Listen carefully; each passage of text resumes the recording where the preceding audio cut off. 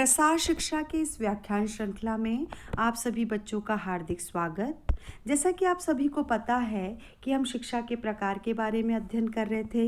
औपचारिक और अनौपचारिक शिक्षा पर हम चर्चा कर चुके हैं। आज आप इसके तीसरे प्रकार यानी निरौपचारिक शिक्षा के बारे में अध्ययन करेंगे।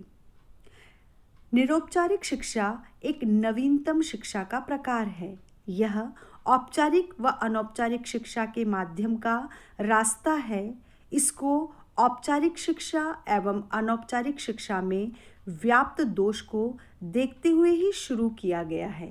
औपचारिक शिक्षा यदि कठोर नियम और नियोजित है तो अनौपचारिक शिक्षा अनियमित और अनियोजित और अव्यवस्थित है। इसलिए इन दोनों के मध्यम मार्ग को अपनाया गया और निरौपचारिक शिक्षा को अपनाया गया। यानी निरौपचारिक शिक्षा वह शिक्षा है जो कि औपचारिक और अनौपचारिक शिक्षा का मध्यम मार्ग कहा जा सकता है। अगर एक लाइन में हम इसको परिभाषित करें तो निरौपचारिक शिक्षा औपचारिक और अनौपचारिक शिक्षा का मध्यम मार्ग है। जे मोहंते के अनुसार निरौपचारिक शिक्षा एक सुविधाजनक स्थान और समय पर छात्रों की ग्रहण क्षमता और मनोवैज्ञानिक वृद्धि को ध्यान में रखते हुए दी जाती है।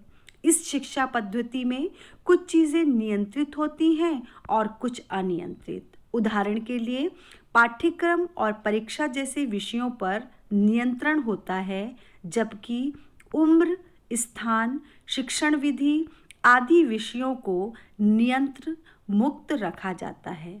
विद्यार्थी के पास जो सुविधाजनक समय है, जो भी स्थान उसे उपयुक्त है तथा जो भी विषय सामग्री उसकी क्षमता के अनुसार है, उसको शिक्षा प्रदान की जाती है। यह शिक्षा न तो औपचारिक शिक्षा की तरह विद्यालय, महाविद्यालय, विश्वविद्यालयों की सीमा में दी जाती है तथा न ही अनौपचारिक शिक्षा की भांति आकस्मिक रूप से ही चलती रहती है। इसमें विद्यार्थी की आयु समूह का कोई ध्यान नहीं दिया जाता। विद्यार्थी किसी भी आयु समूह का हो सकता है, शिक्षा ग्रहण कर सकता है। यह इसकी एक महत्वपूर्ण विशेषता है। इस शिक्षा के माध्यम से विशिष्ट विषय का ज्ञान प्राप्त करना संभव है, जबकि अनौपचारिक शिक्षा में नहीं होता। यानी निरौपचारिक शिक्षा अगर हम सरल बात में कहें तो औपचारिक और अनौपचारिक शिक्षा का एक मध्यम मार्ग है, क्योंकि औपचारिक शिक्षा में एक निश्चित वातावरण में, निश्चित पाठ्यक्रम में, परीक्षा के द्वारा विद्यार्थी को शिक्षित किया जाता है। वहीं अनौपचारिक शिक्षा में वो बिल्कुल खुले वातावरण में जो सीख सकता है वह सीखता है, जबकि इसमें कुछ पाठ्यक्रम रखा जाता है। उस पाठ्यक्रम के अनुसार व्यक्ति स्वतंत्र रूप से जब उसके पास समय हो, जैसा समय हो, जब वो परीक्षा देना चाहे, इस तरह की उसको सुविधा दी जाती है ताकि वो निरौपचारिक शिक्षा प्राप्त करता है। निरौपचारिक शिक्षा अंतर्राष्ट्रीय शिक्षा आयोग के अनुसार निरौपचारिक शिक्षा आजीवन चलने वाली प्रक्रिया है और यह उन लोगों को अनौपचारिक व निरौपचारिक शिक्षा पर जोर देती है जिन्होंने किसी निश्चित अवस्था में शिक्षा प्राप्त करना छोड़ दिया था और अब वे उसकी आवश्यकता का अनुभव करते हैं। कहने का तात्पर्य यह है, अंतर्राष्ट्रीय शिक्षा योजना जो कहती है कि किसी कारणवश व्यक्ति विशेष औपचारिक शिक्षा प्राप्त कर रहा था, लेकिन कुछ परिस्थिति के कारण उसको अपनी शिक्षा छोड़नी पड़ी या रोकनी पड़ी, तो ये शिक्षा इस प्रकार की है कि किसी भी आयु में अगर उसका मन हुआ कि मैं वापस से शिक्षा ग्रहण करूं, तो निरौपचारिक शिक्षा उसी में उसकी मदद करती है। निरौपचारिक शिक्षा प्रदान करने वाली संस्थाएं हैं अंशकालिक विद्यालय, खुले स्कूल एवं विद्यालय, चर्च, पत्राचार, कार्यशालाएं, क्लब, समाज कल्याण संस्था, सांध्य विद्यालय या महाविद्यालय।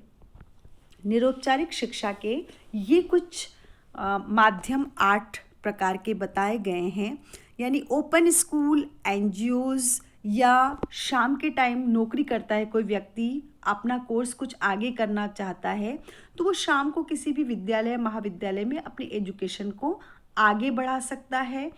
जब उसके पास टाइम हो उस समय वो अपने विद्यालय का टाइम फिक्स कर सकता है। तो इस तरह की जो शिक्षा होती है, वो व्यक्ति की सुविधा के अनुसार होती है, क्योंकि व्यक्ति की पर्टिकुलर किसी कारण से शिक्षा प्राप्त वो नहीं कर पाया, लेकिन अब अपनी शिक्षा को आगे बढ़ाना चाहता है, तो इस तरह की सुविधा उसे इस प्रकार की शिक्षा प्रणाली से प्राप्त होती है।